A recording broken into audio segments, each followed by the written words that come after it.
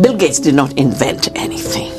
The basic program was made by some mathematics professors in a college. The office operating system was by a software engineer, and he bought it for $50,000. He's built the empire by creating patents on software. And the first WTO meeting in Singapore gave him tax concessions, which is why all the IT industry moved to India. The fact that Silicon Valley became India's Silicon Valley is because they could save $40 billion annually, paying lower wages for the same work. It was an outsourcing of software, all for Bill Gates. And then he started to put some of his money into philanthropy. And everyone thinks, wow, he's such a generous man. He gives so much. I've done an analysis in the book.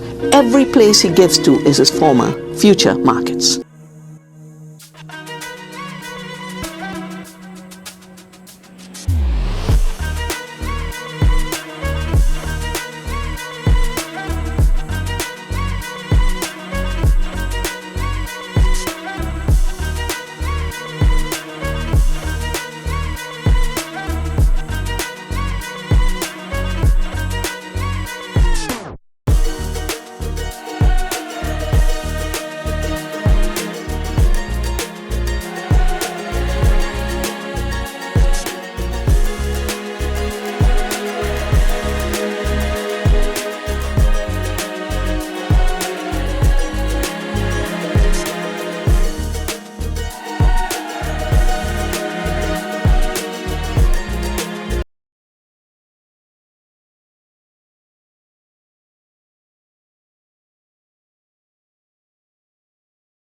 One of your children dropped out of college to start a company, what would you say?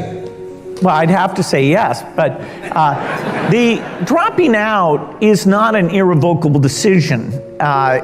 You know, if you try and start a company that doesn't go well, they always let you go back. Okay.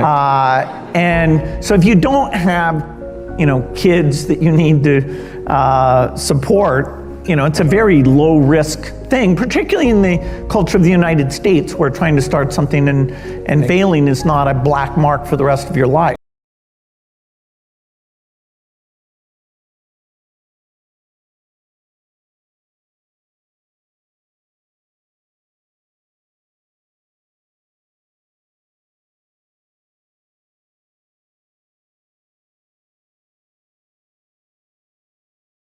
Bill Gates has significantly more money invested in Apple than he does in Microsoft. WTF to that. That's right. Despite being the founder of the trillion-dollar software company, Bill Gates is no longer the company's CEO, or even their biggest investor.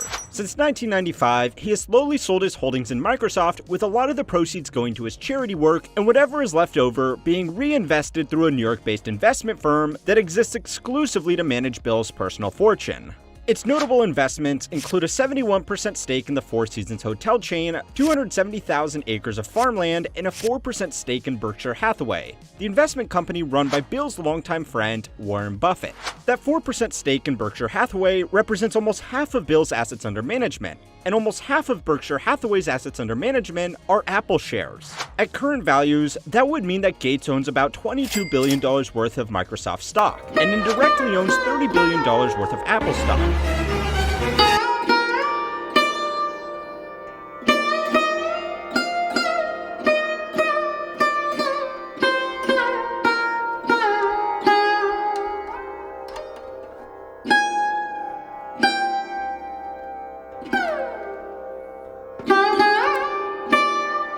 So you are here with your daughter, who is 21, right?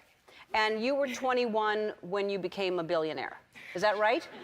Almost, yep. All right, so around that age. You were like the youngest person to become a billionaire. Is that right? Yeah, in terms of my own, earning it on my own, yeah. Right. Okay, so, well, it's just the most important thing, yeah. So did you, when you were a kid, did you care about money, or you just cared about technology and it just happened? Mostly I loved software. I do remember at the private school I went to, there were other kids whose families were better off, like they had a Porsche or something, but it wasn't that big of a deal. My thing was that I just loved doing software, I loved hiring people, and I was stunned when it ended up being so valuable.